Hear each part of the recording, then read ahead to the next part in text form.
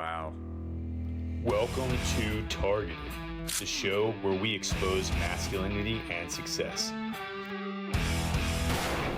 And I'm your host, Atlas Aultman, former military commander, director of special operations communications, and just all-around good guy. We are not a dying breed. We have a lot of ground to cover, from strength to writing to inner focus.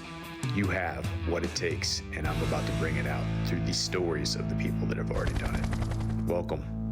This is Targeted. Hello, everybody. Atlas Aultman here. I have a very special guest today. You have seen him all over if you're in the UFC environment, if you're in fighting, or if you're in combat sports. The man is amazing, a champion, and I got him up here by happenstance and prayer to talk to us today about a couple things in mindset. So without further ado, Don Frye is the guest today. You want to tell everybody who you are for people who may not know? It's Don Frye.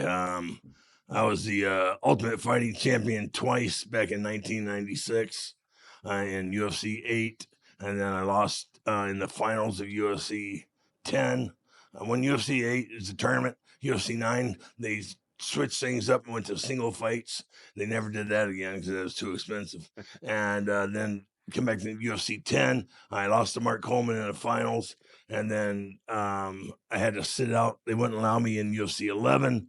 And then UFC Ultimate 2 was the next one. And I came back and won that. And then I broke my hand in the final match against Tank Abbott and had to sit out, obviously, 6 to 8 weeks. And by that time, they had the winner of that tournament was supposed to fight Mark Coleman for the World Heavyweight Championship. And they were supposed to fight Dan Severn. I'm sorry. Dan had the title. And then since Mark had beat me and I couldn't fight, they put Mark in, and Mark ended up defeating Dan in that fight. And then in the meantime, Brad Reagan's, Master Saito, and Antonio Inoki contacted me from New Japan Pro Wrestling, and they hired me, and I went off and wrestled for 4 years. I saw that one too. Yeah. I've been following you for quite a while. So I wanted to ask so many questions, and now that you're here, I've got you. Yeah. So why wouldn't they let you fight? What was with the 11th? They were like, no, you can't come back. Well, Mark Coleman had beat the hell out of me. Yeah. I mean, beat me senseless in the finals of 10. And he broke my ocular or occipital. I'm not sure which one it is. And so I had to sit out, and I guess they wanted to change. They wanted somebody else to have a chance at the title, is what I like to say. Well, I mean, I agree with you 100%, because I was thinking back when men were men, which is something you're fairly familiar with. I hear people say that all the time. When men were men, I always think your voice whenever they say it. Yeah. Thank you. Yeah. No. When men were men, you probably wanted to fight. It didn't matter what the doctor said. What was your mindset in that moment when they're like, "Hey, this happened, and you have to sit out. You have to sit out because your face is broken. You have to sit out because your hand is broken." You're like, "I'm not broken. I can still fight." Right. What were you thinking during that whole process? Oh, I was pissed. This is, Art Davies is the one who told me over the phone that he wouldn't let me fight. And I said, "What the hell are you talking about?" He says, "Well, you had a bad fight. You got beat up, blah, blah." And I says, "So you can't fight?" And I said, "What the hell are you talking about?" I said, "There's no rules. There's no rules saying I can't fight." He said, "Well, I'm telling you can't fight now, in this one." And then unfortunately, I trained, Scott Ferrazzo called me up and had me train him for that fight, for that tournament. Yeah. But all Scott wanted to do was beat Tank Abbott. That's it. Just Tank. Yeah, didn't care about fighting the tournament or anything. So they got each other first round, and I had trained Scott hard, and he worked his ass off. Unbelievable how hard he worked, and just impressed the shit on me. And he beat the hell out of Tank. I mean, just had him in a corner. "You piece of shit, motherfucker!" There was some trash talking going on the whole time. He's talking smack, and then Art Davies came up to me backstage and says, "Hey, Don, we're out of fighters. you want to fight? And I was like, well, Art, I thought I was suspended. He said, well, you can change that. And he walked off. And then I started looking for my manager, my agent, my lawyer agent, and next thing I know, there's Mark Coleman in the ring, announcing that he's going to do a fake, just a workout with Kevin Randleman, Oh, wow. And I said, shit, I screwed around and waited too long. Oh, man. How'd you feel then?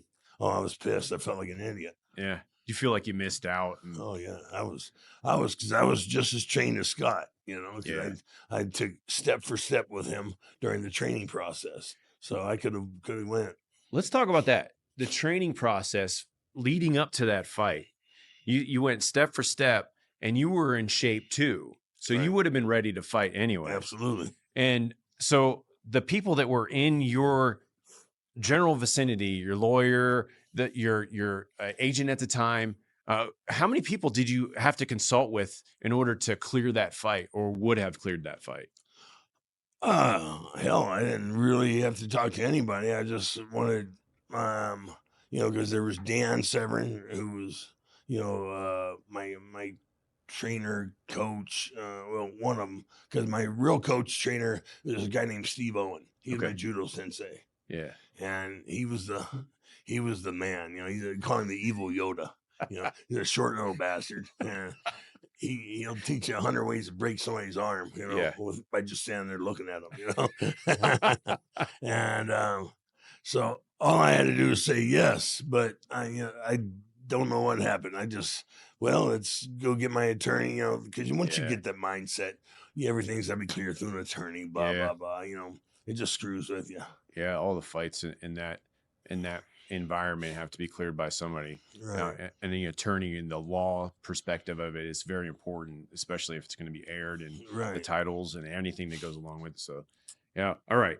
So in the training sequence for your first fight, let's go back.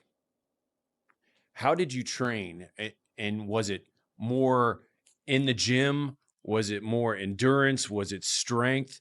How was your mindset? Where did you focus whenever you were going after the first UFC title? All of them. I focused all of them. I was, like I said, I was a fireman, and on my days off, I'd shoe horses. Mm-hmm. So I was working 7 days a week. Yeah. And I was a fireman in Bisbee, Arizona, which is Mile High. Mm-hmm. So that was perfect. Yeah. My conditioning was supreme. That's awesome. So as a firefighter, were other firefighters involved in your training regimen, or did they help? No. They cover for me when I went to the track, or the weight room, Yeah. I mean, they were good about that. Bisbee is the smallest paid department in the state of Arizona. Wow. We had, I think, maybe 20 guys on the Jack Ernest was the chief, and what a great guy Jack was. Yeah. Yeah, he stood by me the whole way. How did you go from firefighting into fighting? I was at the fire station one day, and we saw Dan Severin on TV. And then we started watching the UFC. And I said, well, shit, I could do that, because I'd wrestled my whole life, or half my life, and I did a year and a half pro boxing, and then I started doing judo like a year before I got into the fight game. Yeah. So you were doing mixed martial arts before it was cool. Right. Before it's called mixed martial arts. Yeah. And you're like, well, that looks like something I can do. Yeah. Oh, Jeff Blackneck, great former Olympian Jeff Blackneck. He's the one who coined the phrase mixed martial arts. Yeah. All right. So if there's one person to influence your decision to go into this whole world that now we all love, who was it and why? Well, it was my first ex-wife, because we didn't get along. And I had to vent, and got a divorce, and I had a little anger I had to get rid of, and I'm tired of working for a living. I said, well, shit, I can do that. I've been doing it my whole life, and I'll just combine it, sweep it all together, and there it is. Okay. And that's what happened. So did anyone say, hey, Don, it's not a good idea? Oh, everybody. Becky Levi, she's a friend of mine. She was my strength and conditioning coach. Mm-hmm. She and I had to go to my parents' house and beg them for their blessing, for me to do that. Yeah. And my dad looked at my mom and said, well, better support the boy. He's going to do what he wants to anyways. Always has, I find whenever someone thinks something is impossible, they like to put whatever they can't do onto you. And it seems like you've experienced that a lot. Did you experience that at every level? Oh yeah. And it was a different thing back then.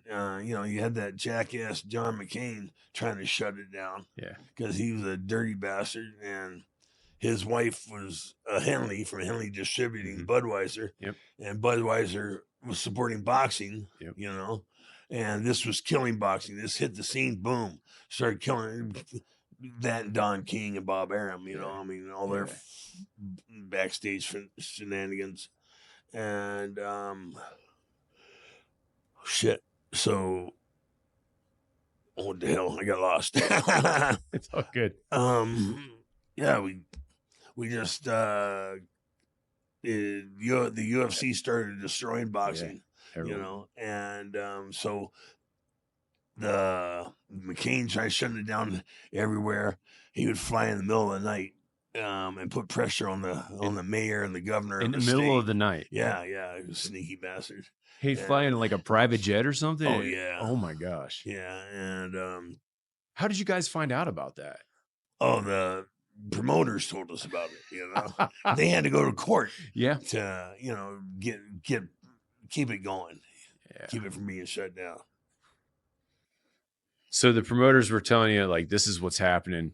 And was there any worry in your mind that it was going to continue? Oh yeah, I didn't think, none of us thought it was going to continue, or we'd just save all of our gear, all of our training gear and our fight gloves and all that stuff, and we just took them and threw them away. Yeah. All right. So where did you train? Because there wasn't MMA gyms or mixed martial arts gyms. There was a specific discipline, judo, Roman, depending. Greco-Roman, yeah. So, like, where did you train for all of these things? I trained at Steve Owens Judo Dojo, which was in the wrestling room of Rincon University High there in Tucson. Okay. And Monday, Tuesday, and Thursday nights, he would have judo classes there at 7 p.m. And then, so I would do that. And then the other nights I would hit the boxing gym. But every day I lifted, every day I ran, jumping jacks, or not jumping jacks, jump rope, hit the bag, lifted weights, and everything I could do. And I hate running. I hate running more than anything. But, it was my last chance to be an athlete. And I had fucked it up, in college wrestling. So I said, well, I'm not going to screw this up. Yeah. I'm going to take this chance and go after it.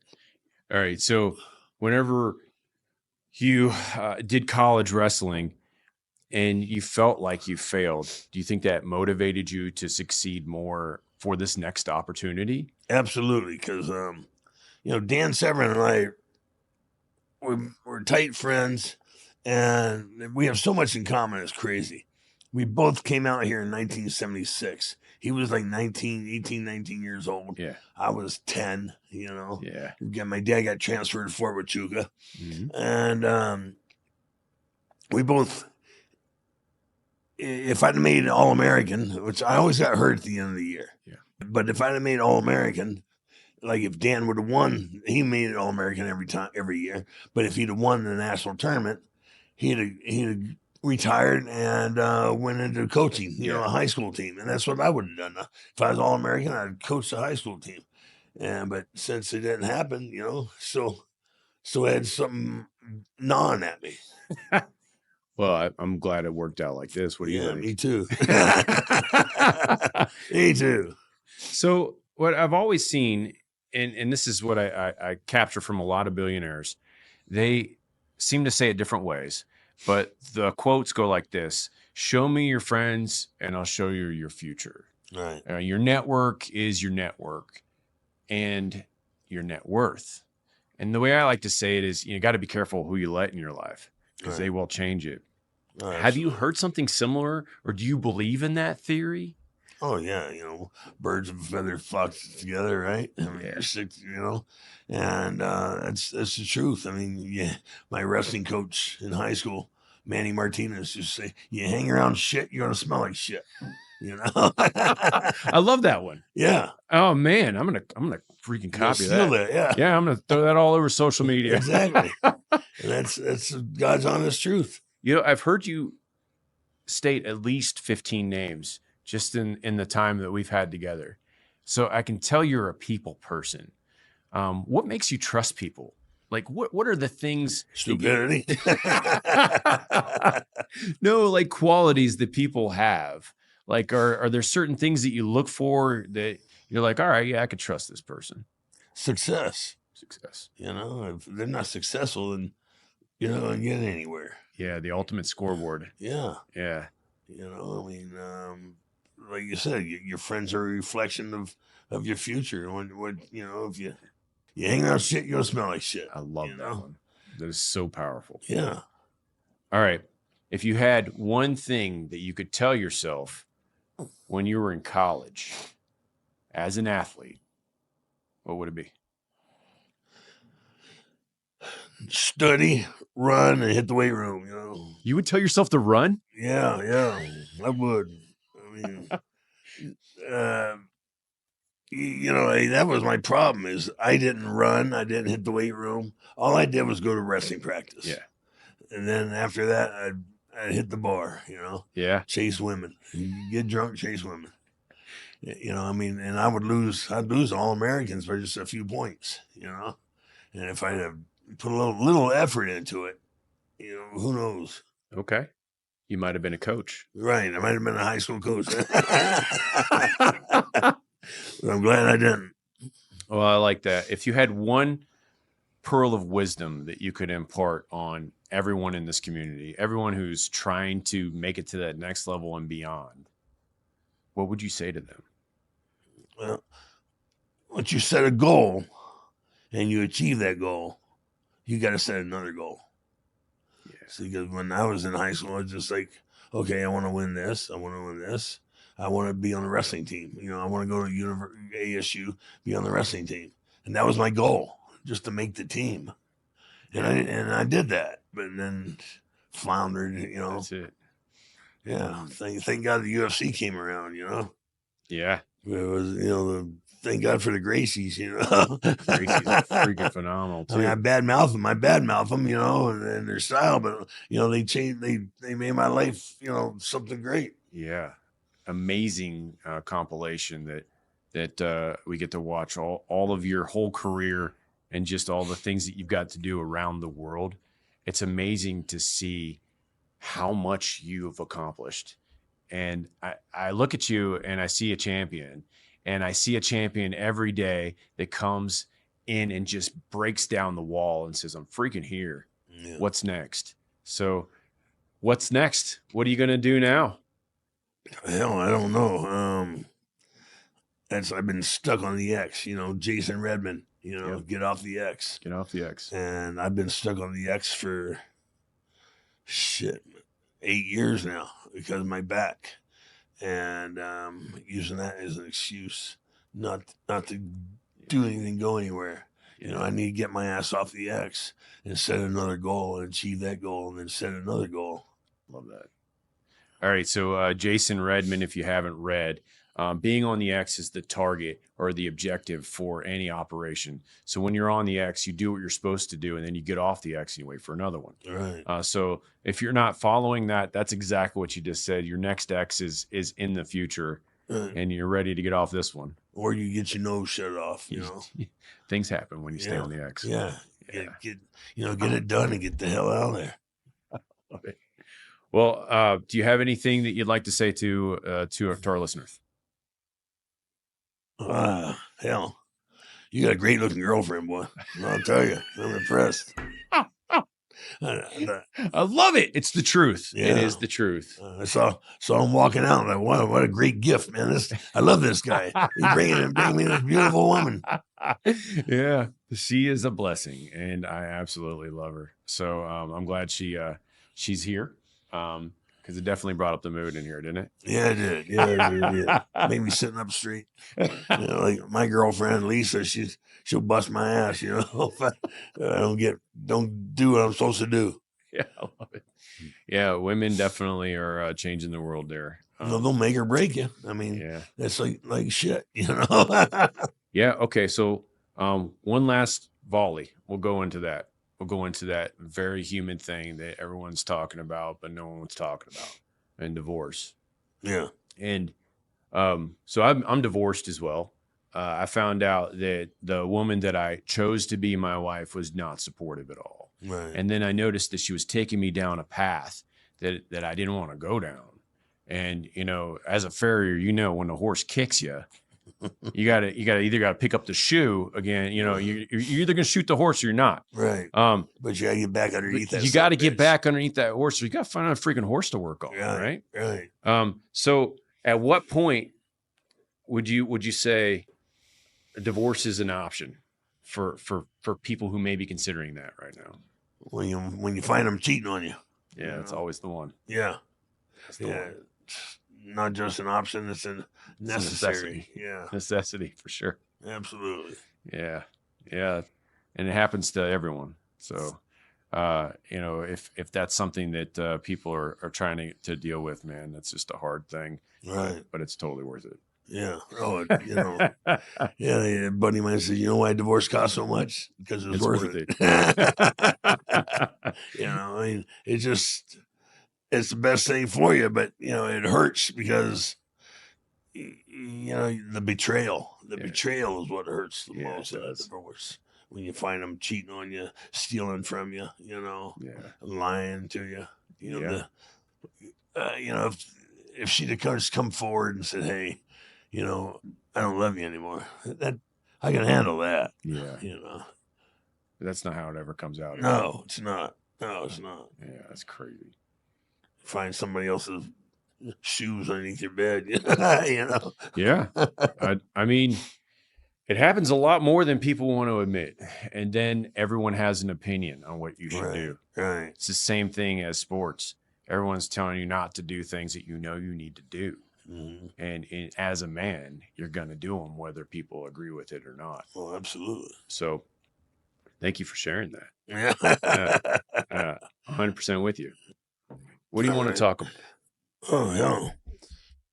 Just talking about you, man. Oh, shit. No. Talking about your career. Fuck that. I want to find out. All right. I want to find out about your career. I mean, so you special forces? I did special. So I was a director for the Navy SEALs, the Green Berets, the Rangers. And my job was to make sure that they could be the most elite people that they could be. Right. So where our worlds collide, and they still do, in the fighting world and the special operations community, we always seem to find each other because the same mindset exists. And I want you to kind of talk about it if you can. But our mindset is what's next? The next step is going to be better than the last. The best and easiest time was yesterday. Right. It's not smarter. It's harder always. Mm-hmm. People don't want to talk about that. They don't Right. work smarter. Right. No, Right. work harder and then you'll become smarter. That's how that works out. So all of the things that we learned in special operations go down to one thing: people. And the people that you have in your life, especially if they're on your team, they serve a purpose. Mm-hmm. And so the people that we surround ourselves with, they provide something for everyone on the team, not just one person. So whenever we start talking about who we are, people like to volley off like 13-time #1 best-selling author, that kind of stuff. Yeah. Like, yeah, it's on my profile. You can read about it, but I'm not going to get on a stage and tell everybody, I did this 13 times. You can too. Not everybody can do it. Is your book? Are you a fictional writer? Or, Yeah. I have five. I have 5 international best-selling books. what are they? 4 of them are for kids. Yeah, really? I wrote them with my son. Yeah. Oh, that's great. And then the last one is a compilation of the best practices and lessons learned that I pulled out of my career. Mm-hmm. So I have a copy of it, and I'm going to give it to you. Good. Good. But I was hoping you'd give me something. Yeah. make this trip worthwhile. I got some whiskey there. It's all right here. Oh, fuck. So there's my book, and that's my whiskey. Thank you. No kidding. So my bloodline is Irish whiskey. For the last 3 years, been distributing Irish whiskey to the world. Yeah. So I want to give you that. Thank you. You can't buy it in Arizona yet. We're working on it. But 17, 18 more states. If you're traveling through Texas, you can pick it up. It's the smoothest whiskey I've ever had. Really? I'll tell you, be careful, because I gave a bottle to my friend. Go down real smooth. Yep. And I got a couple phone calls like, hey, what happened? I didn't realize this was hitting me until it hit me. Right. So, yeah, just be careful with that. It'll be Thank you. Yeah, I'm thinking about doing bourbon or sake. I really like the sake. You like sake? Yeah, I like sake. You know, I've never really gotten into sake, but the last time I went to DC, my aunt's Korean, and she's like, you got to try the sake. And I'm like, all right, I'll try it. And I loved it. Are they drinking choshu or are they drinking sake? I have no idea. So now that I know you're a sake connoisseur, I'm going to ask you, what should I drink? Oh, hell, not the cheap stuff. You gotta buy the expensive stuff, you know. Crap, I can't remember the name. No, Can't remember the name. Dude, text it to me. Text it to me when you figure it out. So what I do in this book is I pull all of the notes together that I pulled out of my career, and one of the things that Thank you, sir. Yeah. One of the things I wanted to talk to you about is it's a common occurrence, and the way it's taught is storming. Have you heard this? Forming, norming, storming, and performing. No, So there's the commonality of how people think. And what happens is when they get together as a team, they're all nice. You know, like, oh, Don, you're great. I love your shirt, you know, and they're like, why would you say that? This whole thing is just on. But then they start getting to a point to where they become real, and they start storming, and they say things like, I don't like it whenever you X. Right. And that storming process is supposed to equate into 2 functions. It never does. It always equates into 1. And it's, are you going to perform? Or are you going to leave? Right. So these 4 patterns that I pulled together in my career, whenever you get to the 3rd pattern, that's when you start to have success with people.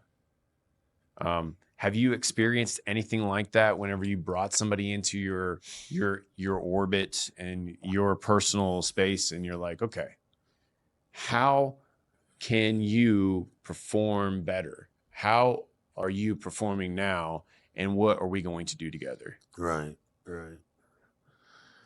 I went to Arizona State University. Mm-hmm. You know, redshirted my first year, and then wrestled for 2 years, and then the 3rd year, I got hurt, and my shoulder got operated on. I got hit.